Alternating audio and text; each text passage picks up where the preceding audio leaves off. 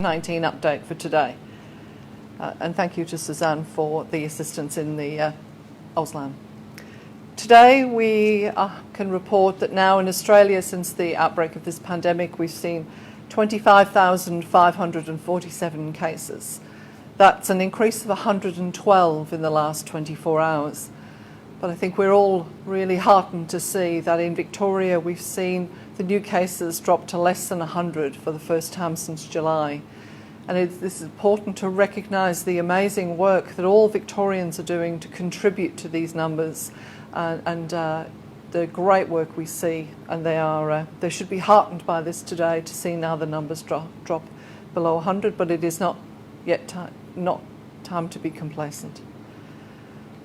Sadly, we've now seen 600 deaths in Australia associated with COVID-19, 18 more today, sadly, and I again pass on my condolences to all family and friends of those who've lost loved ones during this terrible pandemic. We have 510 people in hospital, and that number over the last 7 days has continued to decline significantly, and that is extremely positive to see. 32 people still, of course, critically ill in intensive care, but again, we are seeing those numbers come down. We have now done more than 6 million tests in Australia for COVID-19, and it's a salient reminder, as today many of us across the eastern seaboard particularly are seeing much nicer weather, and we're seeing perhaps the first signs of spring. So I need to ask everyone to remember that now is not the time to be complacent as we see the sun come out.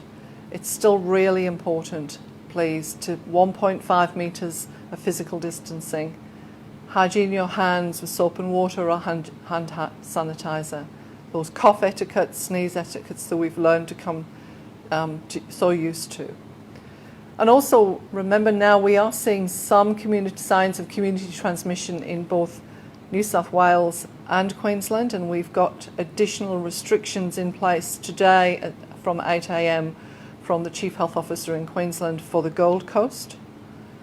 So we all need to remain extremely vigilant and make sure that we're all doing the right thing. So however minor those symptoms are, I do please ask you to get tested immediately. We are seeing some signs where people are waiting for a few days before they get tested.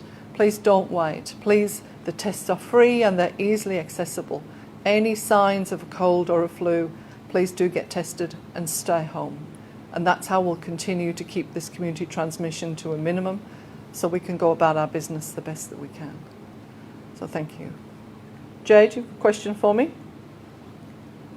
Yes, thank you. Just wondering if you're concerned about the cases seem to be growing in New South Wales and that growing cluster which started in the Sydney CBD. I think, Jade, we're all concerned, but we know that we're likely to continue to see community transmission whilst this disease is with us and while we don't have a vaccine. Yes, the transmission in the Sydney CBD is of concern, and the Chief Health Officer of New South Wales is reminding everyone of the importance of getting tested and staying home if you're at all unwell. Please don't go out to venues or don't go anywhere if you're at all unwell. And she's also recommending that you may choose to wear a mask, particularly in the Sydney CBD, if you're unable to maintain 1.5 metres of physical distancing or if you're in places such as public transport.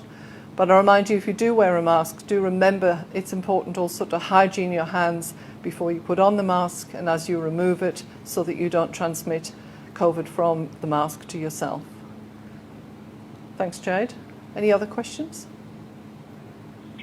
In its response to the independent inquiry into the Newmarch House outbreak, New South Wales Health criticised a lack of preparedness in the aged care sector. Was the federal government prepared for COVID-19 in aged care? I think, Jade, we put a huge amount of work into preparing our aged care facilities, which included training on PPE, additional work with guidance and guidelines around how to prepare, how to respond to an outbreak in a residential aged care facility.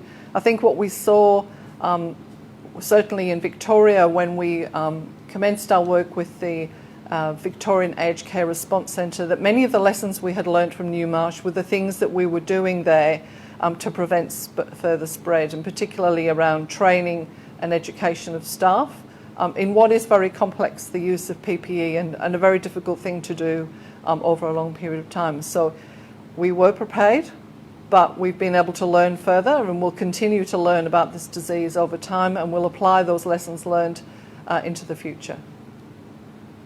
Thanks, Jade. Any more? Okay, thank you very much. Sorry, just one more. Just on the advice for people from Greater Sydney and the Central Coast not to visit aged care homes, is that appropriate in your view, and should that be extended to any other areas around the country? I think, Jade, the first principles are that please, if you are considering visiting a residential aged care facilities wherever you are across the country, please check with what the current guidelines and recommendations are.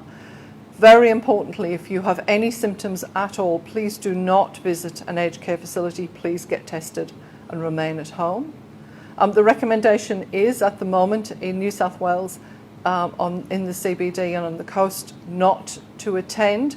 There may be some occasions where this may be considered, if particularly in the circumstances, for instance, of palliative care, where visitation may be allowed, but it would be done under particularly controlled circumstances and with the cooperation of the facility and the family of the individual.